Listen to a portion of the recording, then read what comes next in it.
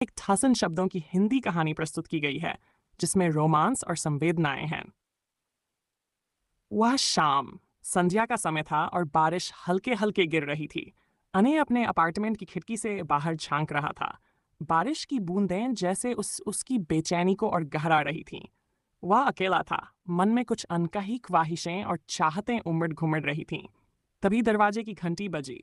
उसने दरवाजा खोला तो सामने माया थी, उसकी कॉलेज की दोस्त जिसकी मुस्कान हमेशा से उसे घायल कर देती थी। आ सकती हूँ? माया ने भीगी हुई मुस्कान के साथ पूछा। अनय को एक पल के लिए लगा जैसे वक्त ठहर गया हो। हाँ, अंदर आओ, अनय ने थोड़ी हड़बड़ाहट में कहा और दरवाजा खोलकर खड़ा हो गया। माया अंदर आई। उसके कपड़े बारिश में भीग चुके थे, जिससे उसके गीले बाल कंधों से लिपट रहे थे।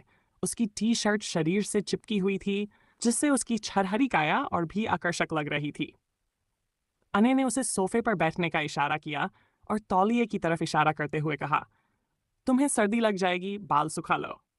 माया ने तौलिया लिया और अपने बालों को धीरे धीरे रगड़ने लगी। उसकी हर हरकत में एक अजीब सी कशिश थी जो अनय के दिल की धड़कनें तेज कर रही थी।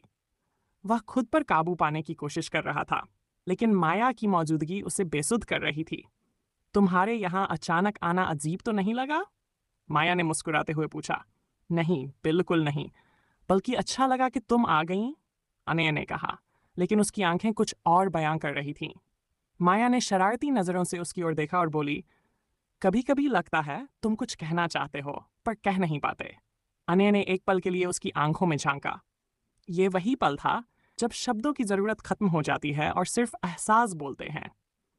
उसने धीरे से माया का हाथ पकड़ा। माया ने कोई विरोध नहीं किया। तुम्हें पता है माया, मैं हमेशा से तुम्हारे करीब रहना चाहता था, अनय ने धीरे से कहा। माया ने मुस्कुराते हुए उसका हाथ अपने हाथ में ले लिया। तुम्हें इसके लिए कभी डरने की जरूरत नहीं थी अनय, मैं भी यही चाहती थी। यह सुनते ही अनय की सारी झिझक खत्म हो गई। उसने माया को अपने पास खींच लिया। दोनों के बीच की दूरी जैसे मिट गई हो। उनके होंठ एक दूसरे के करीब आने लगे और फिर उन्होंने एक दूसरे में खो जाने का फैसला कर लिया। बारिश की बूंदें खिड़की पर गिरती रहीं, मानो उस लम्हे की गवाह बनना चाहती हों। उनका ये मिलन सिर्फ शारीरिक नहीं था सौमिबा, बल्कि दो दिलों का संगम था।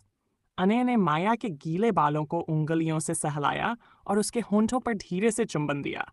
माया की आंखें बंद हो गई, मानो वह इस एहसास में पूरी तरह से डूब जाना चाहती हो।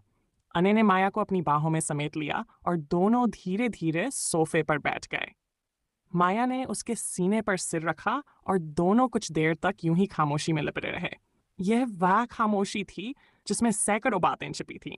तुम्हारे साथ यह पल हमेशा के लिए जीना चाहती हूँ, माया ने धीरे से कहा। अनय ने मुस्कुराते हुए उसका माथा चूमा और कहा, और मैं तुम्हारे साथ हर सुबह उठना चाहता हूँ। यह पहली बार था जब दोनों ने एक दूसरे के प्यार को महसूस किया और जी भर कर जिया। उस रात की बारिश ने उनकी कहानी को अमर कर दिया। एक ऐसी कहानी जो केवल दो दिलों के बीच की दूरी खत्म करने का जरिया बन गई। यह कहानी प्रेम और संवेदनाओं का मिश्रण है, जिसमें शारीरिक मिलन से ज्यादा भावनात्मक जुड़ाव